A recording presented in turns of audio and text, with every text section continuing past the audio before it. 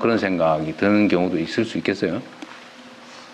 그래서 하는 얘기인데, 제가 전에 이번 말고 저번 대선에 나올 때인데 탈모약 지원을 해주겠다고 공약한 일이 있거든요. 근데 이번에는 제가 안 했어요. 그래도 저한테 왜 약속해놓고 안 지키냐 그래서 내가 저번에는 했지만 이번 약속하지 않았다 이렇게 말하기 어려워서 네 그러고 넘어가고 있는데, 이 탈모도 병의 일부 아니냐. 그래서 젊은이들이 많이 쓴다고 하더라고요. 그거 혹시 검토해 보셨어요?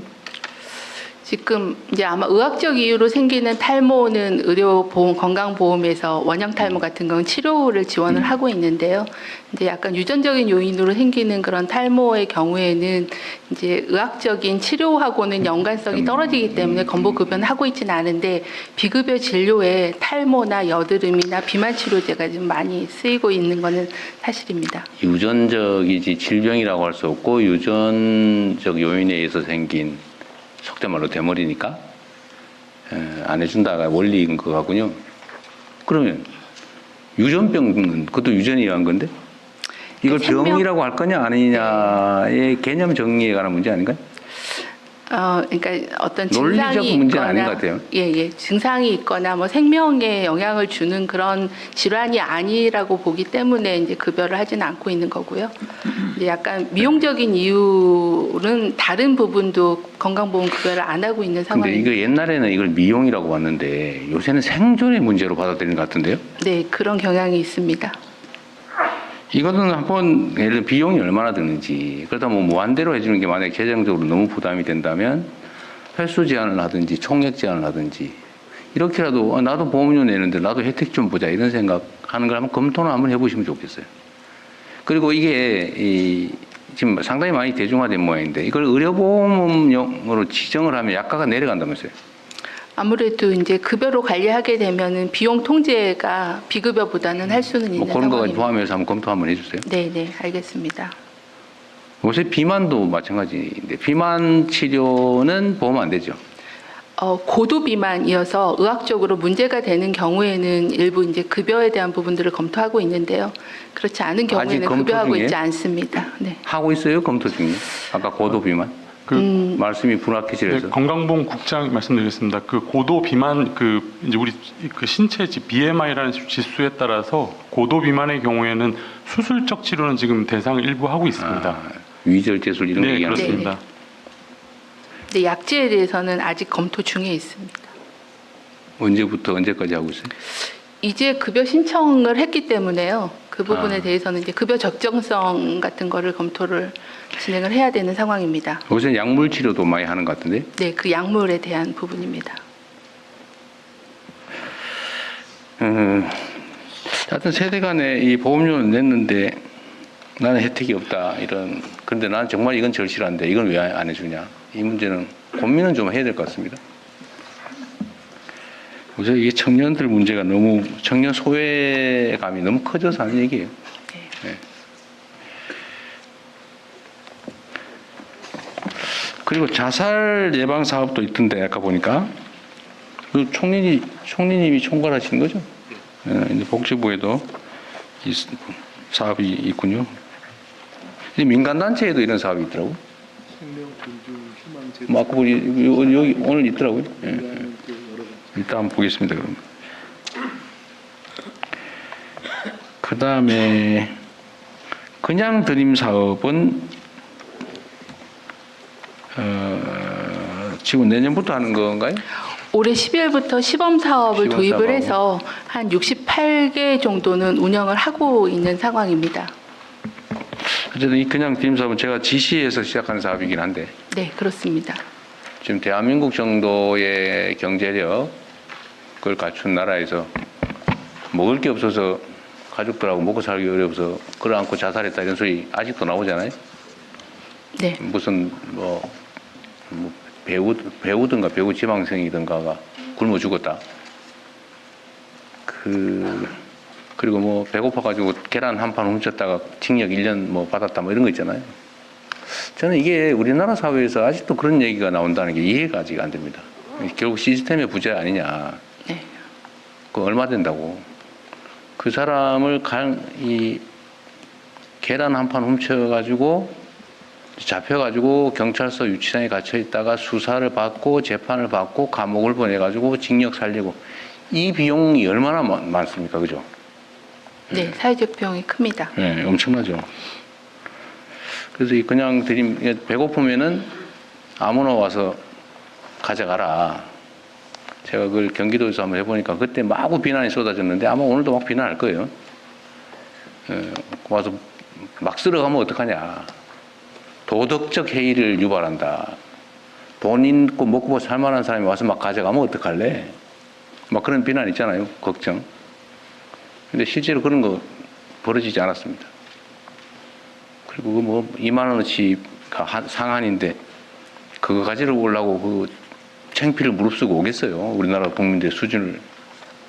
실제로는 그런 부작용은 없더라. 네. 최소한 대한민국 사회에서는 굶는 것 때문에 고통받지 말자라는 취지니까 이거는 좀 신속하게 빨리 확장을 좀 하면 좋겠어요. 그리고 이게 뭐 엄청난 시설이나 인력이 필요한 게 아니잖아요. 어디 네. 뭡니까 푸드뱅크 뭐 이런데 지금 푸드뱅크 복지시설 통해서 이런 데다 그냥 놓고 와서 가져가세요. 한 컵라면 몇 개 먹고 뭐 당장 먹는데 지장 없을 정도. 네. 내년에는 150개 정도까지 확대하고요. 전국적으로 더 숫자를 늘리도록 하겠습니다. 내년에 150개, 우리나라 지방자치단체가 200 몇십 개인데 네. 기초 시군구가 시군구 단위로 없는 데가 있다는 것도 사실은 좀 그런데 네, 네. 좀 더 확장을 좀 빨리 해보시면 좋겠습니다. 이 예산이 뭐 특별히 드는 것도 아니거든요. 저희가 이제 국가 예산도 수립하고요. 또 민간 협력을 해서 네. 요번에 뭐 민간에서 지원해 주는 데도 많을 거고. 민간에서 기부를 받아서 같이 연계해서 추진하고 있습니다. 어쨌든 먹는 거 가지고 서럽지는 말자. 네. 그런 취지입니다. 그다음에 의료 분야가 참 문제인데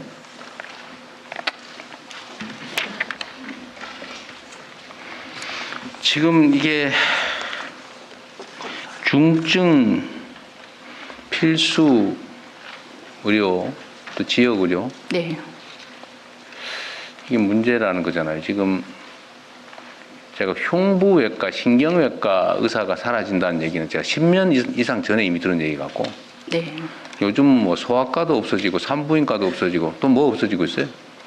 마취과 이런 것도 잘 안 하려고 그런다는 소문이 있던데. 마취통증과는 조금 나은데요. 그래도 소아과가 굉장히 소아청소년과가 급격하게 소아과가 전공의 그렇죠. 지원율이 낮아지고 있습니다. 결국은 의사가 없어질 거 아닙니까? 그 분야는 예를 들면 하기 싫어하는 분야. 고난이 치료를 해야 되는 시술과 수술을 해야 되는 의사들 확보가 좀 계속 어려워지고 그러니까 있습니다. 흉부외과, 신경외과 이런 데는 뭐 찾기가 어렵다고. 네. 어떻게 해결할 거예요?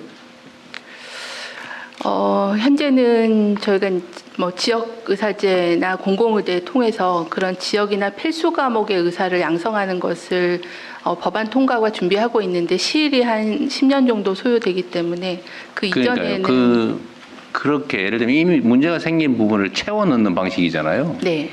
문제가 생긴 원인을 제거해야 되는 게 원래 네네. 정상적인 방법이죠. 원인이 뭐예요? 원인은 이제 통상 얘기하는 낮은 수가 보상과 그다음에 두 번째는 의료 사고에 대한 위험도 두 가지죠. 이미 두 다 알고 있는. 가지와 또 24시간 365일 늘 대기해야 피곤하다. 된다는 네. 세 가지가 아마 대충 세 가장 가지 큰 것 좀 원인이 같습니다. 나왔네요. 그거 다 알고 있는 거잖아요, 그죠? 네. 그러니까 수가가 이거 노동에 비해서 또 투자한 데 비해서 너무 낮다. 네. 보상이 낮다 쉽게 말하면. 네. 보상은 올려줘야 되잖아요, 그러면. 행위별 그 수술 건당 수가도 올려야 되지만 24시간 대응을 하려면 대기하고 있는 비용도 지원을 해야 되기 그러니까 때문에. 여하튼간에 문제는 네.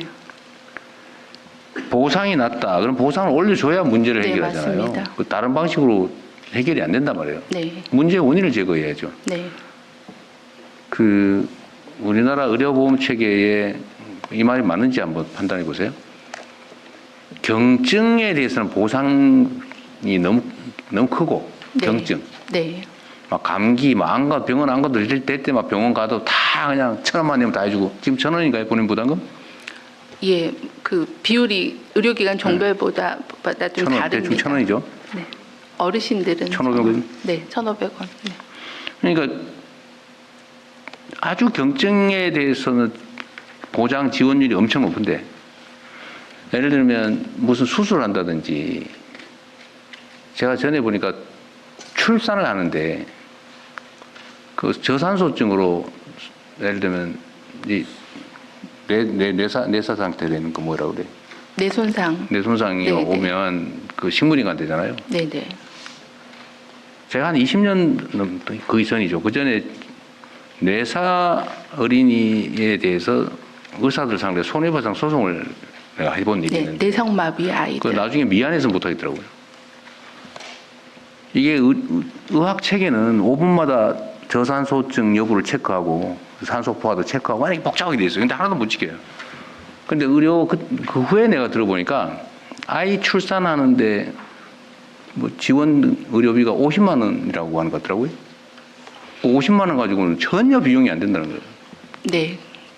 그러니까 이 시스템 자체가 저수가제도 그러니까 돈은 50만 원밖에 안 주고 요구되는 거는 500만 원도 더 되고 그러니까 한 70만 원치 하면서 버티다가 사고 나면은 집안 망하고 평생 아니 망하고 이렇게 되니까 그 산부인과 이런 거 하겠냐 말이에요. 그러면 원인을 제거를 해야 되는 거 아니냐 힘들더라도 네. 그냥 뭉개고 넘어갈 게 아니고 의사를 지역 의사니 뭐 공공 의사니 막 해가지고 보충하면 뭐 하겠어요. 나중에 시간 지나면 다 도로 사라지겠죠. 그러면 대통령님- 수가 조정을 해야 되는 거 아니냐 네. 현실적으로. 말씀 주신 거대로 그 필수 중증 의료에 대한 수가는 인상하고요, 조정하고요. 두 번 인상도 막 손톱만큼만 하고 그렇게 해가지고 안 된단 말이죠. 제가. 좀 그 수가가 좀 고평가되어 있는 데는 좀 줄이고 낮은 수가는 조정하는 작업을 진행하고 있어서 내년 초에 전반적인 수가 조정을 할 그러니까 계획을 가지고 의료보험료 있습니다. 보험비 지출이 네, 안 가도 될 아주 경증에 대해서 너무 많이 지원하는 거 아니냐. 네, 네. 그거 하면 저기 국민들이 해가지고 표 떨어지지 않을까 그런 걱정도 있는 거잖아, 솔직히. 이제 저희가 의료 수가를 좀 분석해서 현재 좀 과보상되고 있다고 보는 검체나 영상 검사 네. 같은 경우는 조금 수가를 조정하고요. 그 부분을 필수 중증 의료로 조정하는 작업을 일단 그거를 좀 하겠습니다. 과감하게 해야 될 것 같아요. 네, 보상 체계를 정상화해야지.